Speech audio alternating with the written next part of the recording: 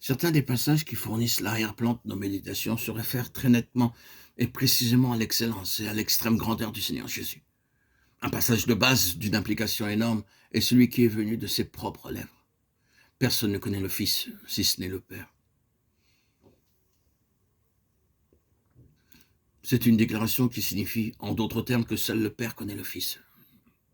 C'est qu'il est et ce qu'il est. Seul le Père sait tout ce que le Fils représente. Avec cela, nous avons la profonde déclaration de l'apôtre Paul.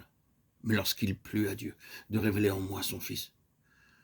Ceci se situe au début de sa vie en Christ Jésus. Et ce fut une révélation qui était destinée à devenir si pleine qu'après toutes ces années d'instruction, après toute sa découverte de Christ, à la fin, il en est encore à se trouver avec ce cri de cœur.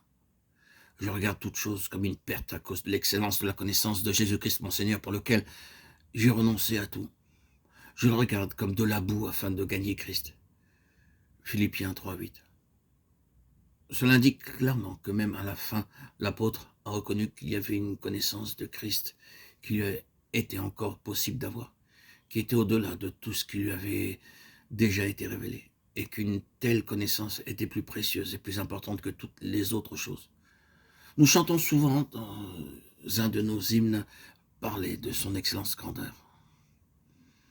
Voici quelqu'un de plus grand que Salomon est ici. Notre difficulté sera toujours de comprendre, de saisir, d'apporter cette excellente grandeur, cette plénitude transcendante dans les limites de la vie et de l'expérience pratique quotidienne. Pourtant, il est nécessaire que cela soit, et notre approche de cette plénitude doit être du genre à nous la rendre d'une valeur immédiate, car tout ce vaste domaine de puissance et de plénitude, bien que tellement au-delà de notre compréhension, est cependant pour notre bien et notre avantage présent. Dans ce compte rendu de la grandeur de Salomon, il y a quelques traits caractéristiques qui annoncent cette grandeur du Seigneur Jésus. Une grandeur qui, comme nous l'avons dit, est pour notre bien et notre avantage présent. Nous remarquons qu'il est dit de Salomon qu'il était un roi sur tout Israël et qu'il dominait sur toute la région au-delà du fleuve. Et quelqu'un de plus grand que Salomon est ici. Le premier trait caractéristique alors est celui de sa domination suprême, son excellente seigneurie et royauté souveraine. Sa souveraineté. 1 roi 4:1. 1 roi 4:1, 7, 20, 34.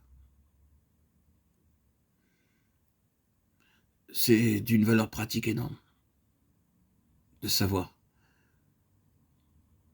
Il était un roi sur tout Israël et il dominait sur toute la région au-delà du fleuve. Ces déclarations suggèrent que le Seigneur Jésus est non seulement roi dans la sphère de ceux qui le reconnaissent comme Seigneur, ses propres rachetés, mais que malgré ce qui peut paraître, il est roi dans un sens bien plus large.